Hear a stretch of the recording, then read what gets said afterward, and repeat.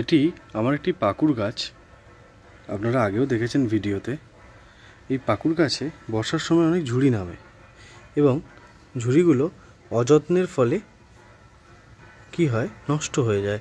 দেখুন এই ঝুড়িগুলো কেমন নষ্ট হয়ে গেছে, কিন্তু এখান থেকে আরও ঝুড়ি নামছে। এই ঝুড়ি এবং এখান থেকে এই ঝুড়ি, প্রচুর ঝুড়ি নামছে। বর্ষাকালেই এই ঝুড়ি নামতে দেখা যায়, অসংখ্য ঝুড়ি নামছে। এই ঝুড়িগুলোকে কিভাবে রক্ষা করব সেইটা আমি আপনাদের এই ভিডিওতে দেখাবো। চলুন দেখে নেওয়া যাক কিভাবে এই ঝুড়িগুলো আমরা রক্ষা করব। গাছ থেকে ঝুড়ি নামানোর জন্য এই দুটি পাইপ নিয়ে নিয়েছি। এই পাইপের মধ্যে কি করব, ভার্মি কম্পোস্ট ভরবো। ভার্মি কম্পোস্টকে এইভাবে পাইপের মধ্যে ভালো করে ভরে নিতে হবে, যাতে ঝুড়িটি সঙ্গে সঙ্গে মাটি পায়। মাটি পেলে কি হবে, ঝুড়িটা বাড়তে খুব সুবিধা হবে। এই দুটোর মধ্যে ভার্মি কম্পোস্ট ভরে নিয়েছি। এবার এটাকে কি করব, এবার এটাকে এই টবের মধ্যে আমি এটাকে পুঁতে দেবো। পুঁতে এমনভাবে পুঁতবো যাতে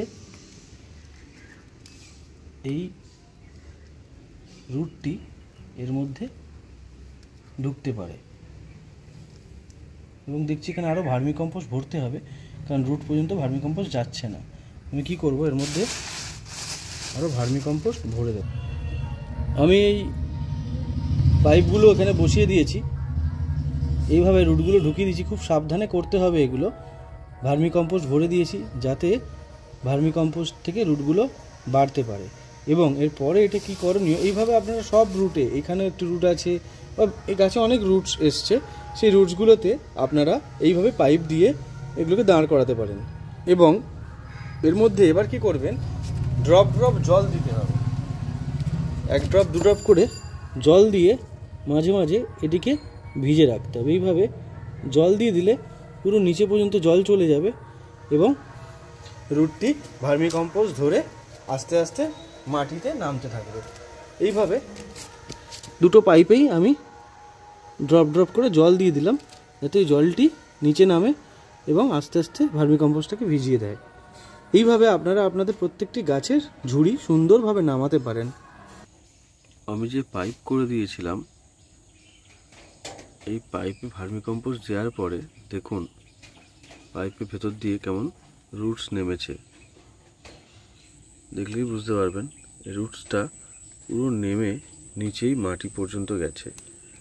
দেখুন এখানে এই একটা পাইপ করে দিয়েছিলাম এবং এখানে আরও একটি পাইপ করে দিয়েছিলাম, যেটি ছিল এই পাশের সাদা পাইপটি করে দিয়েছিলাম।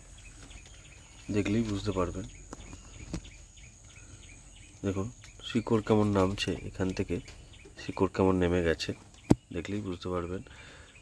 এবং এখানে আরও পাইপ দিয়েছি, সেগুলো থেকেও শিকড় নামবে। কয়েকটায় ভার্মি কম্পোস্ট দেওয়া আছে, কয়েকটায় দেওয়া নেই। বাট ওয়েদার ঠিকঠাক পেলে এরা ভালো এবং সুন্দরভাবে নামতে পারবে। দেখা যাক। অনেকই এরিয়াল রুটস বেরিয়েছে, দেখতেই পাচ্ছেন, বাট অনেকগুলো নষ্টও হয়ে গেছে।